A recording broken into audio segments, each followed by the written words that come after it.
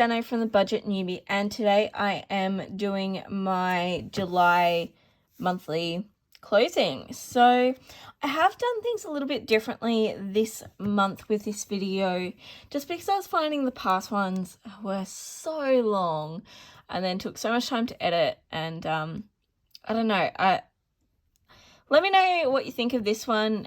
So I've basically pre-done everything and I'm just going to talk through it rather than in previous times I've actually done it all on camera. So let me know what you think and which version you prefer, and then I'll stick to doing that version, or maybe every so often I will do a full proper one so you can see how everything gets worked out. But basically I have my expense trackers, so I have my cash ones and my bank ones. This is where you can clearly see that we've been through another lockdown, so I was doing a lot more online rather than in cash. I just didn't go anywhere to spend money.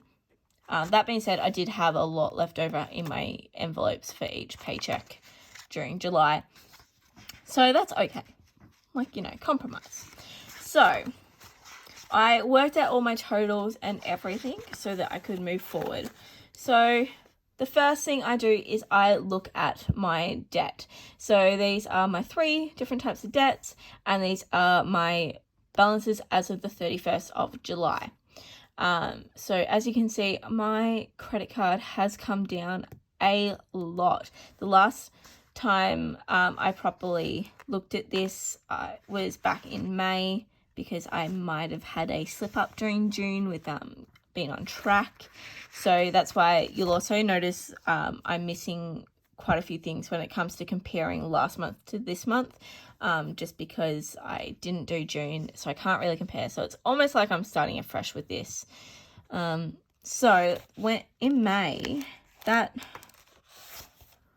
I had 13,000 on my credit card, 4,000 on my credit card. That being said, I will say I used some money from my business to bring this down. So it's not in any of my incomes or anything like that. And I didn't use that going forward to work out my balances or anything. It's just I wanted to bring that down, and I used my business money to bring it down a little bit. Mortgage, I'm almost under 100,000 for the first one and 28 for this one. These aren't as big of priorities for me. I am looking at selling my house soon, which would then wipe these and then get a new house. So I'd have a new mortgage, and then when I'm living in that house, I'll be focusing more on paying off my mortgage debt. But because I don't live in the house, I have a renter, I'm actually getting money in that covers this, so I don't mind as much. So anyway, that's where they're sitting at. So this month I had the minimum payments, but I also put an extra 3,150. So this is the money that I got from my income, so not including that business money. I am not including business money into that. Okay, and then further down, I can't do any of this because this relates to comparing to last month, but I did work out my starting debt balance this is the starting balance when I started this workbook, not when I started trying to really focus on my debt. So this is just what I started with in March, doing the Budget Mums workbook. So that's that. This is where I'm at. So in total, over the 5 months I've been doing this, I have paid off $13,816, which is a great achievement considering at one point my debt actually increased, which was a bad time. So in total I've paid off 9.3% of my debt. Okay, the next sheet is my assets and liabilities. I don't really look at this at the moment because I'm just not interested in it at the moment. So then next up we have my category breakdowns. Now, a part of me being really bad in June was it rolled over into the start of July, so I actually didn't look at what my starting balances were. So then I can't work out what my balance plus my incoming income to make my monthly income, so I can't work out my percentages of income because I don't actually know what I had. What I do know is I currently have money in my account as of closing out July, so I clearly didn't go into debt, but it's something I need to improve on. So looking at this debt, my monthly budget is $1,700. I spent $4,650. Again, this is not including my business money. So I paid an extra $2,950 off on debt. So this is in green. I don't know. I can't tell if it's actually picking up green or if it looks black on the camera. But I've done it in green because it is a positive amount. So that is, I want to contribute more to debt and I want to contribute more to savings than what my budget is. But I don't want to contribute more to my food. So that's why that's in red, because that's a negative amount. Does that make sense? So like if I contributed, let's say 1,600, so under what my monthly budget is to debt, it would be in red because I haven't fulfilled how much I want to put in there. I hope that all makes sense. Savings, again, my budget is $500 to savings. I actually put $3,280, so that's a positive amount to be over. Food, I only went over by $20, so I'm actually, like, that's pretty good. I thought I'd be over by a lot more, but I wasn't. Petrol, I was down by $100. I knew that would be the case because I've been working from home given lockdowns. Utilities was up by $27. This was mainly because my... Oh, actually, I don't know why that was up. Oh, my Body Corp came in. That's why. So the start of the July, my Body Corp payment was due. So that always throws out my allowances. Pole, yeah, I spent way more. This was because I bought costumes for people and I'm still, well, I've been paid by one person, but I'm still owed money from the other. But because I bought the costumes, that all goes under the pole category for my expense. So that's why that's up. Car, that's up because I had to pay 2 lots of parking. So my parking for last month got taken out at the start of July, and then the parking for this month got taken out at the end of July. So it's 2 months worth of parking. So that's why that's up. Fun, wasn't able to go anywhere, so didn't spend anything. Health and beauty, I bought a lot of clothes. Not gonna lie, need to work on that. And then miscellaneous, I was under by $97. So all in all, I'm okay with that. Then next I look at, oh, let's just flip this over. I look at my debt and my savings.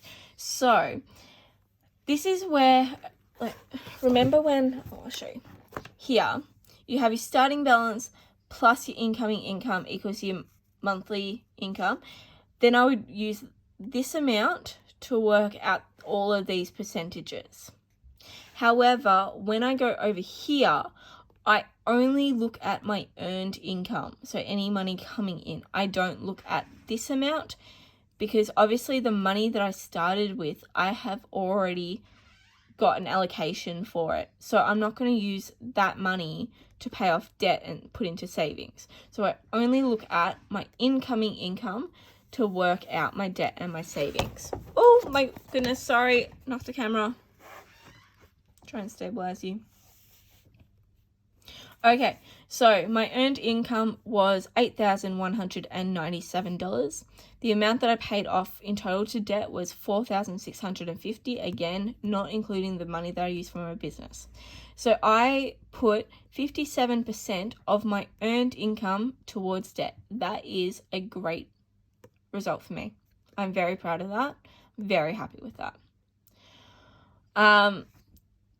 To break that down further, I just show my 3 debts. So most of it went to my credit card because that is my absolute priority.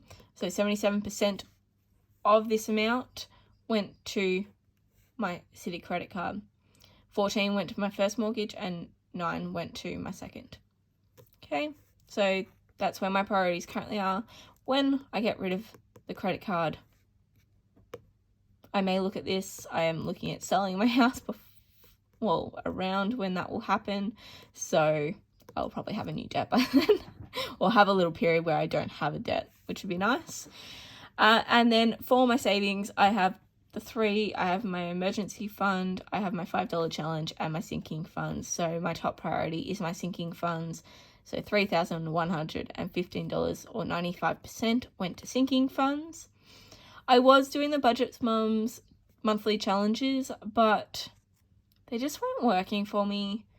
I might pick them up again now that I'm starting to get my sinking funds done. But while I had like massive priorities with my sinking funds, I wasn't doing the Budget Mum challenges. So we'll see. Anyway. And then generally, the last step in all this would be to compare my June and July budget categories to see if I've spent more or less than last month. But as I said, because I didn't do last month, I couldn't really compare. So I haven't filled out this page, but I definitely will in the future.